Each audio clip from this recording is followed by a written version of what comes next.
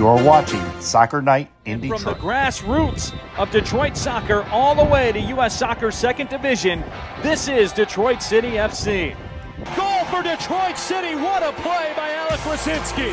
Monday with the right foot. It's in the back of the net. Jupe curls in and bangs it in off the post. Antez Jupe, are you serious with that? Header!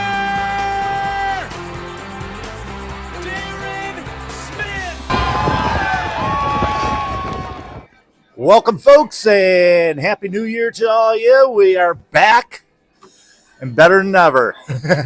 Steve and I here at the clubhouse as we get set for a, shall we say, a clash of heavyweights here tonight at the MASL-W Great Lakes North Division. Yes, it's the third season of the Detroit City Women Indoor Soccer. This is the return match of the game last week in Scarborough, Ontario, where a rarity happened. They lost the regular season indoor game. First regular season indoor loss in a couple years for Detroit City FC. 2004. 2024. 2024. They have lost only 3 times in the regular season.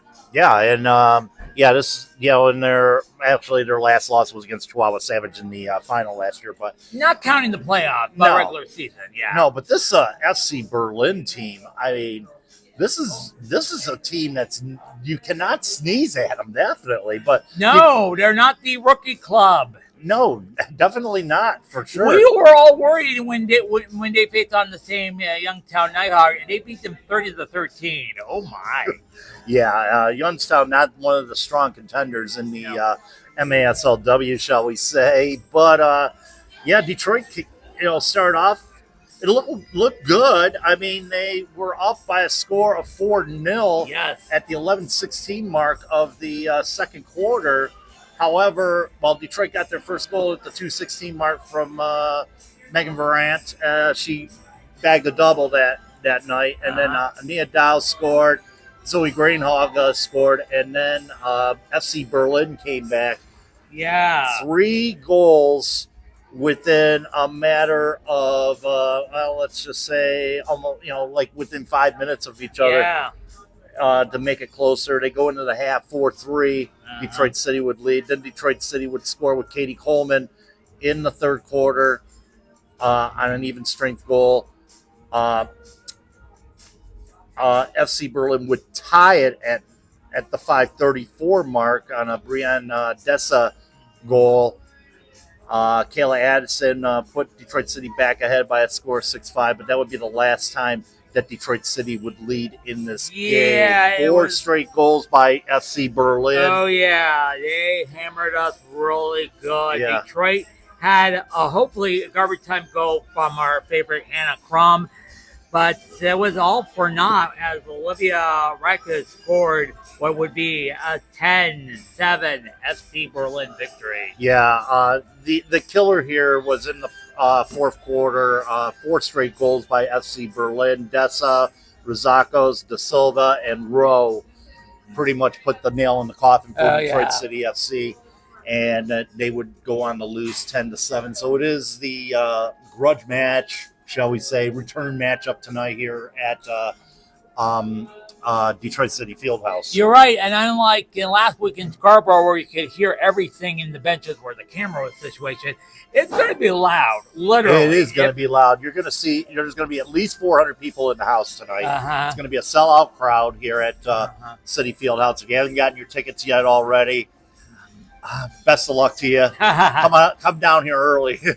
I mean, by the time we get this thing out here, I mean, everybody will be here. We'll give you some broadcast furniture where you can see it if you can't get it, but it's more important. But like I said, this is motivation, trying to get one back. They're 1-1, so yeah. And I mean, Detroit City.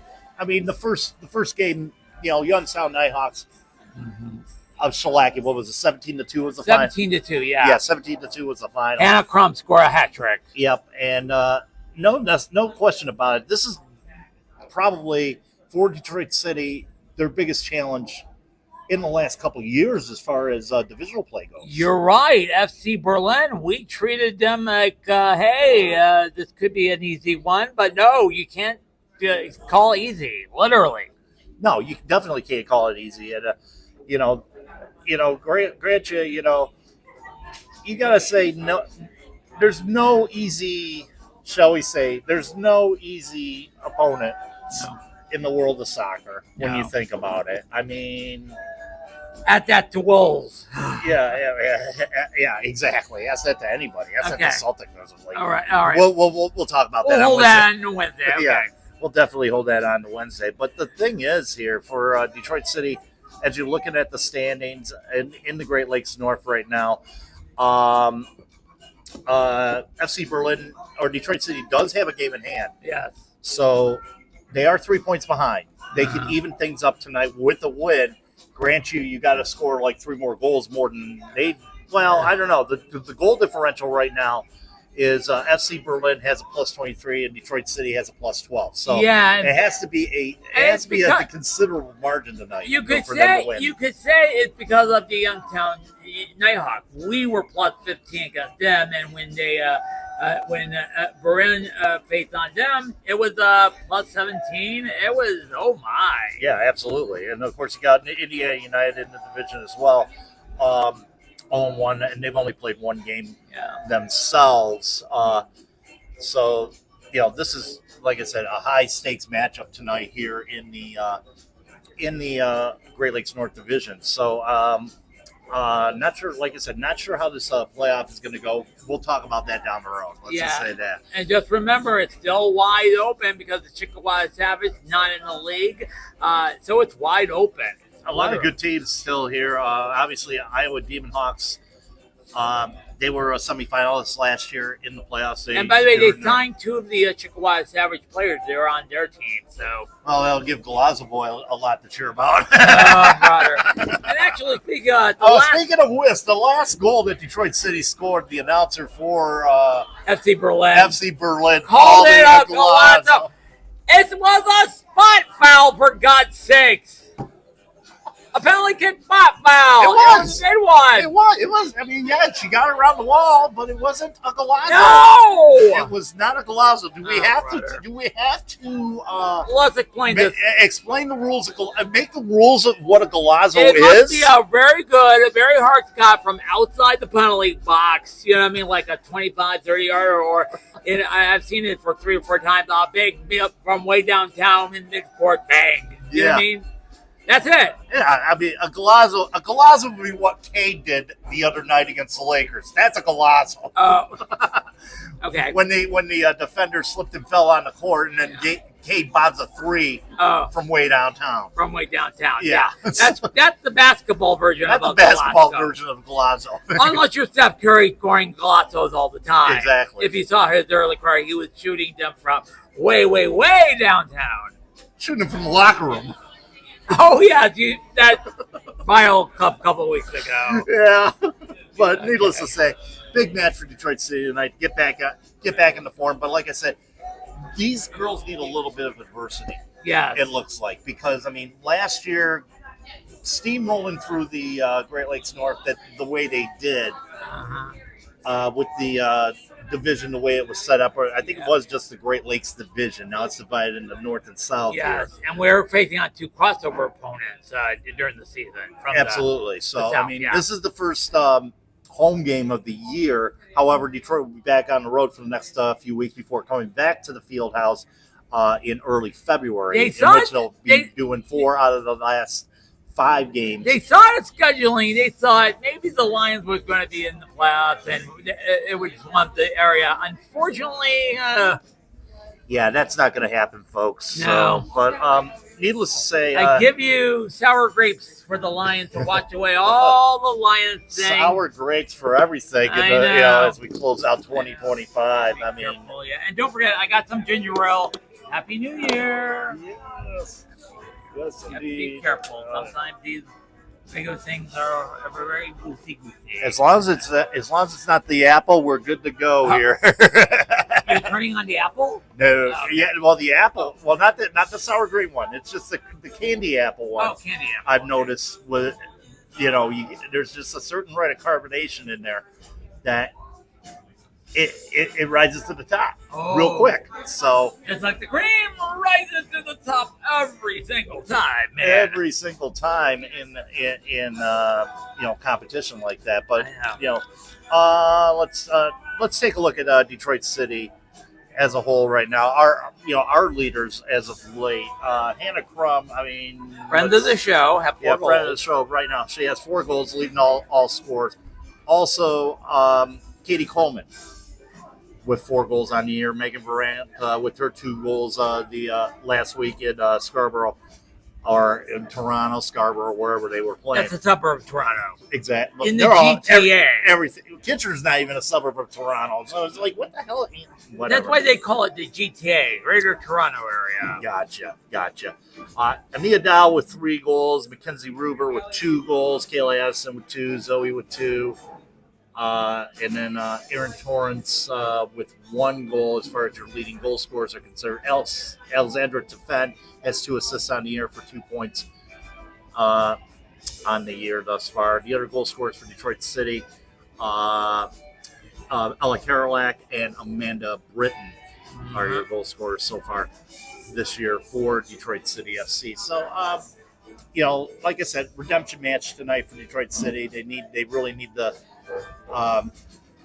shall we say, reverse the, I wouldn't say reverse the curse, but reverse the stink of what happened last week in Scarborough. But, we had it good until that 4th quarter, man. But the players to watch on this FC Berlin team, obviously, let's see, as it's loading up here. So, Allie Rowe, right now, she's got 15 goals on the year. Yeah, thus far. 10 of those goals were against the Youngstown Nighthawk. 10 goals? Yeah. In one game? I read it correctly. 10 goals, 7 my. assists. It was an insane stat, man. Very, very much insane. Oh, and then Dessa with Brianne Dessa with 8 goals on the year, and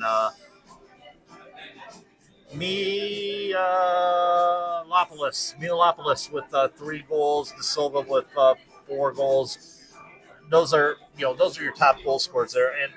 And one thing about the FC Berlin team, there's some big girls out there. Oh yeah, they were some big girls, and I'll tell you what. They're tough. They're tough. They're very tough defensively. They're very tough off, and they're very stingent offensively as well. So, and I thought the first, I'd say first, 12 minutes of that match, it was highly contested between both sides. You're right. Nobody wanted to give up a goal. Our goaltender, was it Alyssa Point or Alton Williams? She did a really good job. It was Kirsten. Yeah, Kirsten Williams. Thank you very much for the correction. Yeah, she kept them at bay during the entire game until that 4th quarter. Doghouse dog of the match. And sponsor, by the way. Yes, but no question about it. She had. She faced the gauntlet on last Saturday, and she held up pretty well. It was just that in this game of indoor soccer, it all rolls down the bounces. A bad bounce here, bad bounce there, it could result in goals one way or another. And unfortunately for Detroit, they came on the short side of things. So I know, but it's going to be a little bit different. You got DJs, you got the crowd. Got everybody. I think it's going to make a big difference, in my opinion, because having 400 people in the house is going to make a big difference. You got that relatively your 7th man. Oh yeah, or 7th player out there, and if they they give the opposition a hard time, it may be a long night for. Don't forget they played 5 aside with the goaltender. Indeed. Yeah. So, but needless to say. 7:30 kickoff. You can catch the game on YouTube. Yes. On the Detroit City YouTube channel. Yeah, Detroit City FC, youtube.com/Detroit City FC. If you can't find it, just Google Detroit City FC. You're there. Yep. And I provide a link on all our socials. On it's the Soccer Night Detroit socials, even the Faithful Detroit City page. Okay, let's get to one signing during our little break. We re-signed one of our key players. Right? Yes, Jaceel Cedeno is back in the fold for Detroit City FC. He signs I believe it was a 2-year deal. I think 2-year Yeah, deal. yeah. Yeah. So he is back in the fold with Detroit City. Okay. Yeah. So he's bringing that up right there. But yeah, Cedeno does come back to Detroit City. 1-year extension. I'm sorry on that one. With the attention for option in place for 2027. Cedeno scored 5 goals, including the game winner against Phoenix Rising in that monumental 3. We forgot goal. to we forgot to mention one of the best things of 2025 was that comeback. Short memory here. Darren Smith scored 2. Darren Smith told 2 goals and Cedeno all within 5 minutes. Yes. And if you remember, 3 goals in 4 minutes, actually. Yeah, 3 goals in 4 minutes. Remember, I thought it was done. Okay, all right, the goal. And then, oh my God. Yeah, it was, like I said, it was just, like I said, probably one of the best moments of the year for Detroit City FC. And USL-C history as well. Yeah. Oh, yeah. Well, I mean, there's been a lot of comebacks, which, you're down 2-0 and then the other team comes back. We saw that with FC Tulsa a lot this year as well. So, and hence why they were the Western Conference champions. Yes. So, needless to say, good to see Cedeno back in Rouge and Gold coming up in 2020. And they'll need it because remember a couple weeks ago we tried to get it in, we ran out of time.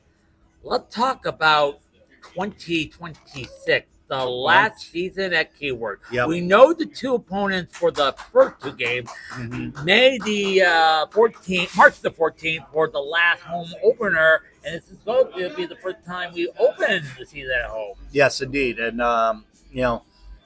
open the season at home, do the parade on the 15th, have an Open Cup game on the 17th. Yes. This is going to set up to be a big week for Detroit City FC because obviously now with the new ramifications with the Open Cup and 80 teams and all that stuff, there is a high possibility that Open Cup match will be occurring that week, March 17th or 18th. Okay. Whether it be on St. Patty's Day or most likely going to be on St. Patrick's Day.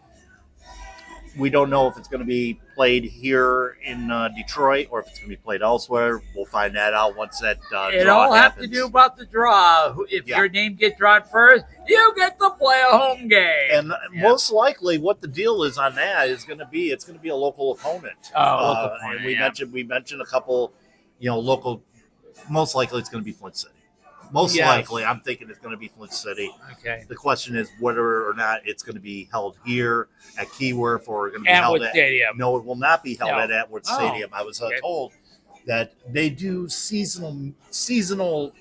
Shall we say? Since the age of the structure is the way it is. Oh, it's not that good. They won't have they won't have it available until April. Okay. So it'll probably be played in Grand Blanc, if anything. Grand Blanc, Michigan. Yes, which is just north of me in Fenton. I kind of remember the old Blue Week Open that used to be held at the Baltimore. Warwick Hills. Warwick Hills. Yeah. But that's huge because that first week you have Brooklyn. You have Brooklyn. You have the Open Cup opponent.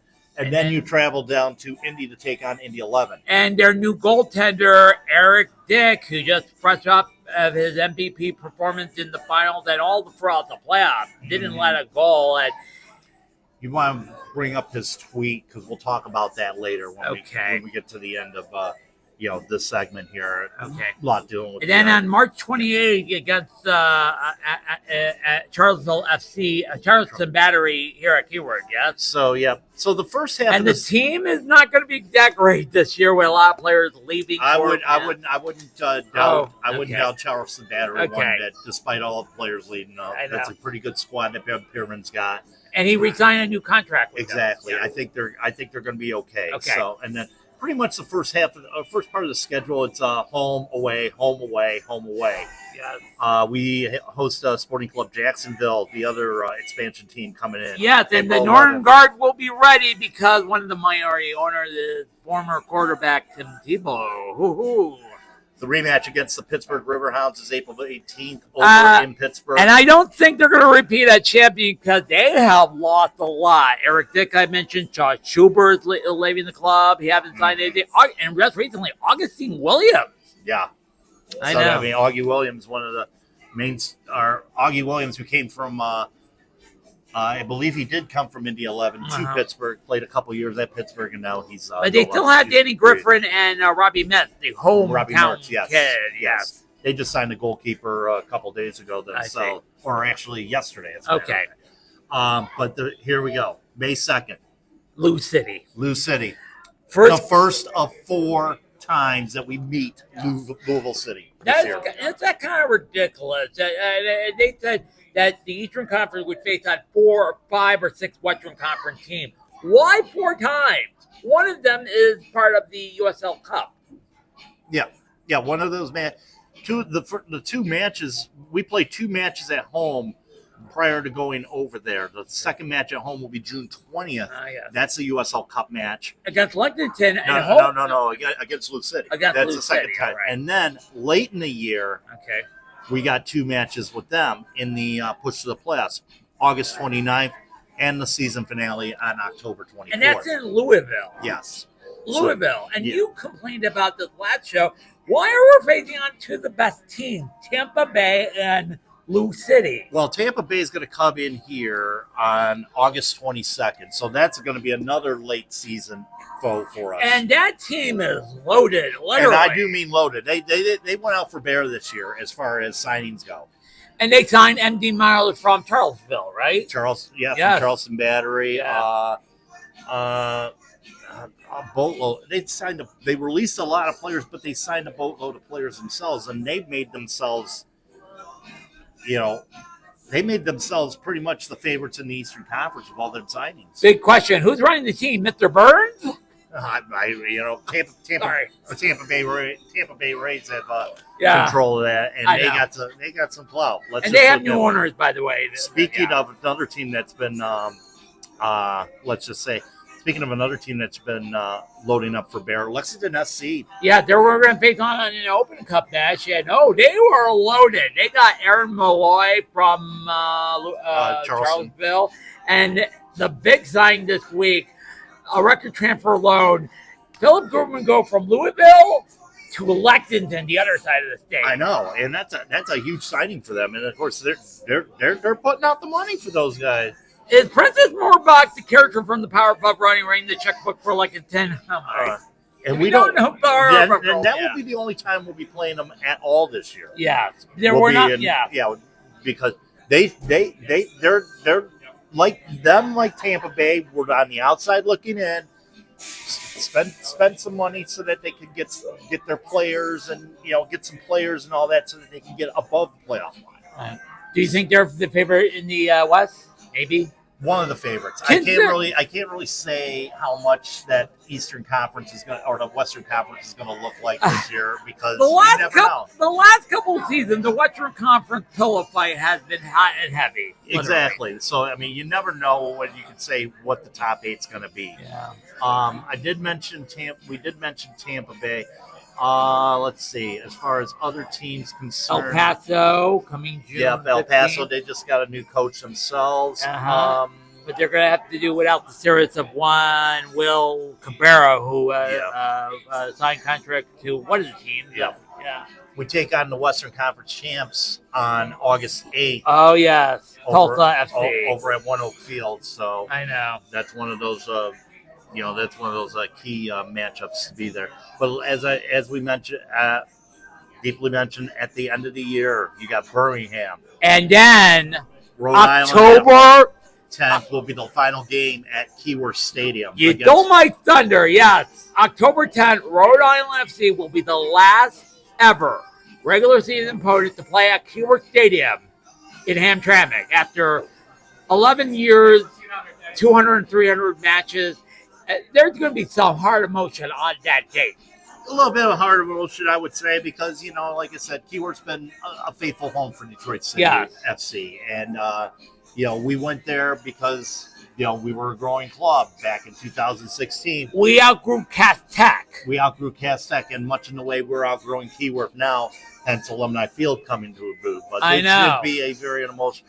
Look for a lot of stuff during the year about Keyworth memories that we're going to share throughout the year in our pregame coverage of Soccer Night. Yeah, Detroit. that in the musings. That is going to be a big day in Hamtramck. Yes, this is the last time unless they host a playoff game. But hey, we're moving on to bigger stage. And if you've been watching the advertisement on our local stations, mostly on Fox 2, if you go on the web, they're advertising heavy for that Alumni Field. Absolutely. So trying to get people out there, obviously, if you get a season ticket this year, you get priority for season tickets over there. And incidentally, I was going today to go down what the update on the demolition of the old Southwest Hospital. I couldn't do it because I had trouble getting out of the house.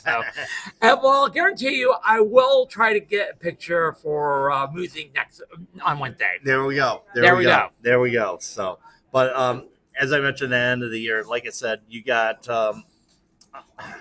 obviously the big spending team in Tampa Bay, and of course, the class of the league, Louisville City, closing out the year on the road.